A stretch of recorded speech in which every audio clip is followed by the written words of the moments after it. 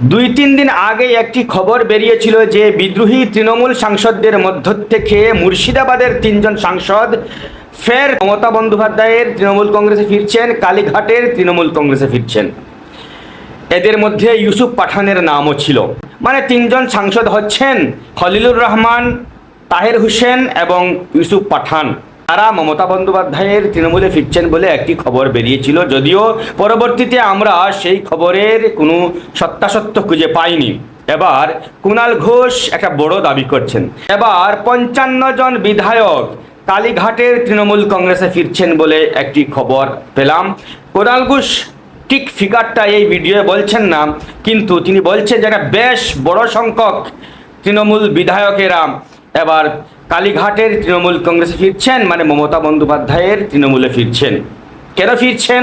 তারা বলছেন যে আমরা মমতার মুখ ব্যবহার করে, তৃণমূল কংগ্রেসের সিম্বল ব্যবহার করে ভোটে জিতেছিলাম, বিজেপি বিরোধী অবস্থান নিয়ে ভোটে জিতেছিলাম।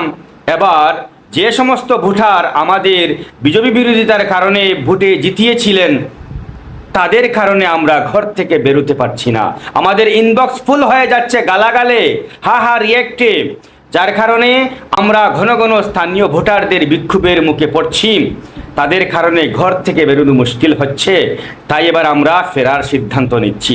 কুণাল ঘোষ বলছেন যে তাদের সঙ্গে যোগাযোগ করা হচ্ছে। কুণাল ঘোষ এক এক সময় এক একটা কথা বলেন, গাছ থেকে পেড়ে কথা বলেন, পরবর্তীতে বোঝা যায় যে এই খবরের কোনো ভিত্তি নেই। এবার কি সেরকম কোনো ভিত্তিহীন খবর বলছেন তিনি? এবার কি তার এই বক্তব্যের কোনো বেস আছে, কোনো ভিত্তি আছে? শুনুন তিনি কি বলছেন। তারা গেছেন, তারা কিন্তু আবার আমাদের সঙ্গে যোগাযোগ রাখতে শুরু করেছেন। তাদের কম্পালশন গুলো বলছেন, তাদের উপর প্রেসার, কে কে ফোন করেছে, কি কি ফোন করেছে। তো গতকাল পরশু তো অনেকে ফোন পেয়েছে। এখন যারা ফোন পাচ্ছেন তারাও আমাদের জানিয়ে দিচ্ছেন, আর যারা গেছেন তারা বলছেন একটা ঘটনাচক্রে এসে পড়েছি, এখন এলাকাতেও প্রবলেম হচ্ছে, মানুষের কাছে বিশ্বাসযোগ্যতার প্রবলেম, কমেন্টস বক্স খুলতে পারছি না, সোশ্যাল মিডিয়ায় দু চারটে যা ছবি পোস্ট করছি লাইকে সব হা হা হা হা এসে যাচ্ছে, ফলে আমরা মানুষের কাছে খুব অস্বস্তিকর জায়গায় পড়ে গেছি। ফলে আমরা দিদির সঙ্গে যোগাযোগ রাখছি, এই চাপটা কেটে গেলে আমরা ফিরে যেতে চাই। যথেষ্ট বেশি সংখ্যক, অনেকটা বেশি সংখ্যা।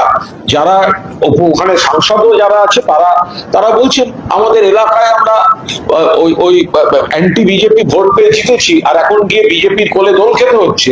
যারা এইসব প্লট সাজিয়েছেন আমরা এতটা বুঝিনি, এখন এলাকার মানুষ বিরূপ প্রতিক্রিয়া দেখাচ্ছেন, আর এদিকে অনেক বড় বড় কথা বলে ফেলে একটা পাবলিক কমিটমেন্টে চলে গেছে। ফলে এরা অত্যন্ত বিড়ম্বনায় পড়েছেন। ফলে তারা মমতাদির সঙ্গে যোগাযোগ রাখছেন, আমাদের এদিকে চলে আসতে চাইছেন, এবং স্বভাবতই পুলিশ প্রশাসনের জন্যই একটুখানি পুলিশ যদি পুলিশ এই গেমটা থেকে যদি পুলিশ প্রশাসন সরে যায়, তাহলে 20-র মধ্যে ওখানে 3 থাকবে খুব বেশি হলে ওদের দিকে, আর একটা পচা পরচুলোকে আমরা নেবো না, ঢুকতে দেবো না, গেট থেকে ঘাড় ধাক্কা দিয়ে দাঁড়াবো এবার ফিরতে এলে। আর হচ্ছে এই বিধায়ক যে গল্প, তার অন্তত 55 থেকে 56 জন পুলিশ সরে গেলে তারা পরের দিন জয় মমতা বন্দ্যোপাধ্যায়, জয় বাংলা বলে বিধানসভাতেই মিছিল করে